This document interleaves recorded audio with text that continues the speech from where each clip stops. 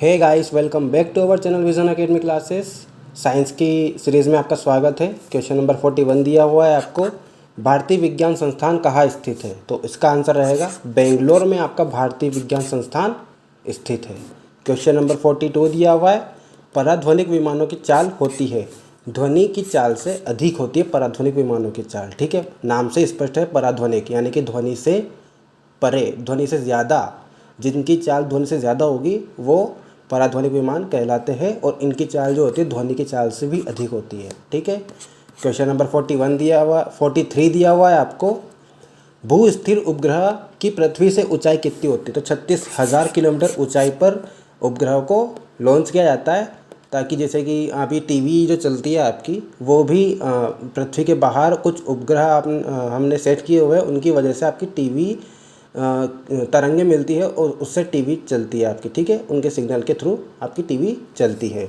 तो जो भू स्थिर उपग्रहों की जो ऊंचाई होती है पृथ्वी से, वो पृथ्वी से 36,000 किलोमीटर ऊंचाई पर होते हैं भू स्थिर उपग्रह, आपके ध्यान रखना।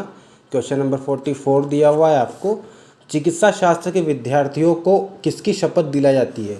तो हिप्पोक्रेट्स की शपथ दिलाई जाती है। चिकित्सा शास्त्र के जो विद्यार्थी होती है उनको हिप्पोक्रेटस की शपथ दिलाई जाती है।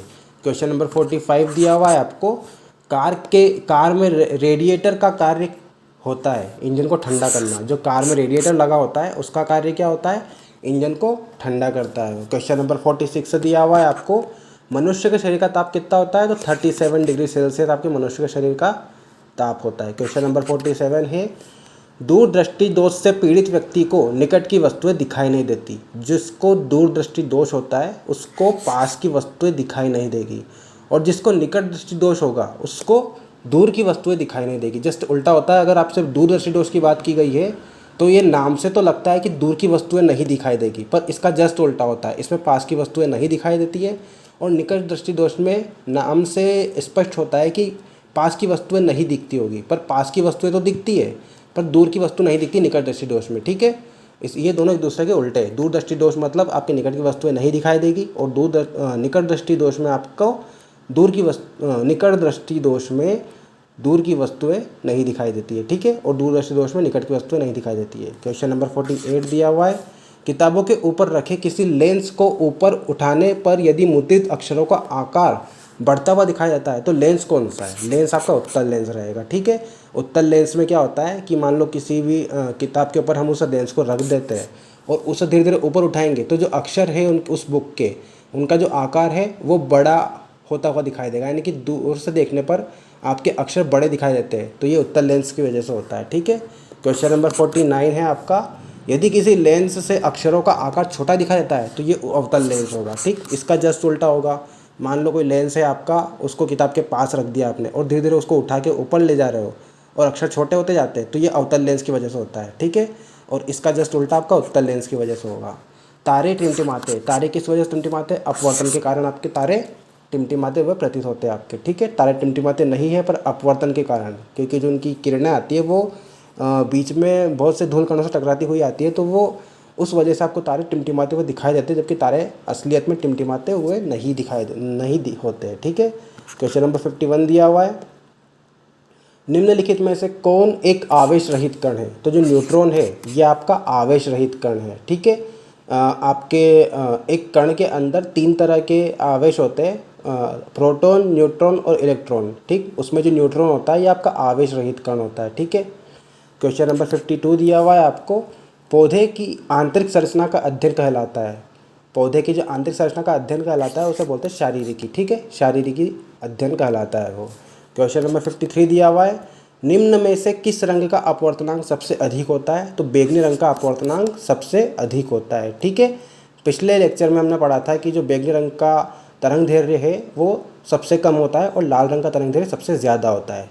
यहाँ पे अपवर्तनांक की बात की गई है। अपवर्तनांक बैंगनी रंग का सबसे ज़्यादा होगा, और इसका जस्ट उल्टा जो लाल रंग का अपवर्तनांक होगा वो सबसे कम होगा। ठीक है, अपवर्तनांक बैंगनी रंग का सबसे ज़्यादा होगा तो लाल रंग का अपवर्तनांक सबसे कम होगा। क्वेश्चन नंबर 54 दिया हुआ है, स्वच्छ जल से भरे तालाब की गहराई 3 मीटर प्रतीत होती है। हवा के सापेक्ष जल का अपवर्तनांक 4/3 हो तो तालाब की वास्तविक गहराई क्या होगी, 4 मीटर होगी। ठीक है, यदि स्वच्छ जल से भरा तालाब की गहराई यानी कि जो ऊंचाई है तालाब की वो 3 मीटर है और हवा के सापेक्ष जल का अपवर्तनांक 4/3 दिया हुआ है आपको, तो तालाब की जो वास्तविक गहराई रहेगी वो 4 मीटर होगी आपकी। ठीक है, कुछ फॉर्मूला होता है इनका वास्तविक गहराई का, तो वो अप्लाई किया है इन्होंने, उस वजह से आपका जो तालाब की गहराई है वो यहाँ पे दिख रही है 3 मीटर की, पर असल में वो तालाब की गहराई जो वास्तविक गहराई वो 4 मीटर है आपकी। ठीक है, क्वेश्चन नंबर 55 दिया हुआ, लेंस की क्षमता का मात्रक क्या है। लेंस की क्षमता का मात्रक डायोप्टर होता है और ये बहुत सी एग्जामों में पूछा जा चुका है इस क्वेश्चन को। ठीक है, बहुत ही इंपॉर्टेंट क्वेश्चन है। लेंस की क्षमता का मात्रक आपका डायोप्टर होता है और हर एग्जाम में इसे पूछा ही जाता है, तो ध्यान रखना।